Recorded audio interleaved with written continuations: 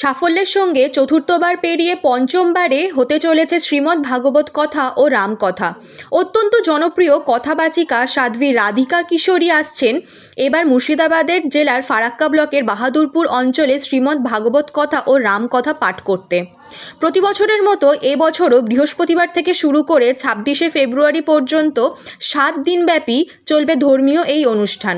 এলাকার বিশিষ্ট বৈষ্ণবজনের পক্ষে কমিটির সম্পাদক প্রেম কুমার ঘোষ জানিয়েছেন, এই মিলন অনুষ্ঠানে সত্যিকারের মানুষ গড়ে তোলার জন্য তিনি এলাকার সমস্ত ভক্তমণ্ডলী থেকে শুরু করে প্রশাসনিক কর্তা ব্যক্তিদের আমন্ত্রণ জানিয়েছেন অনুষ্ঠানে উপস্থিত থাকার জন্য।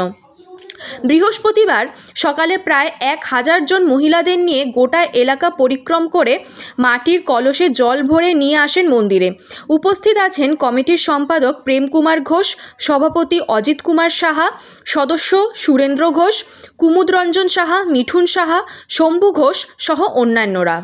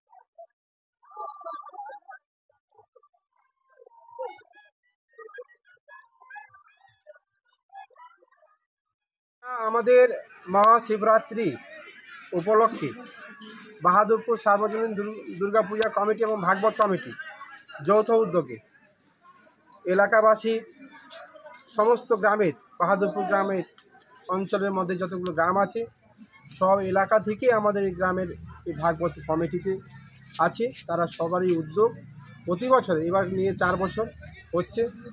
তো সেই অনুষ্ঠানে আমাদের এখানে মহাপ্রসাদের ব্যবস্থাও রয়েছে।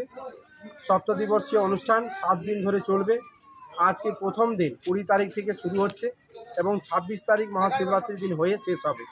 এই অনুষ্ঠানে আমাদের এলাকার যথারীতি মানুষের সহযোগিতা এবং ভক্তমণ্ডলীদের সহযোগিতায় এই অনুষ্ঠানে এই কর্মযজ্ঞ আমরা করতে পারি।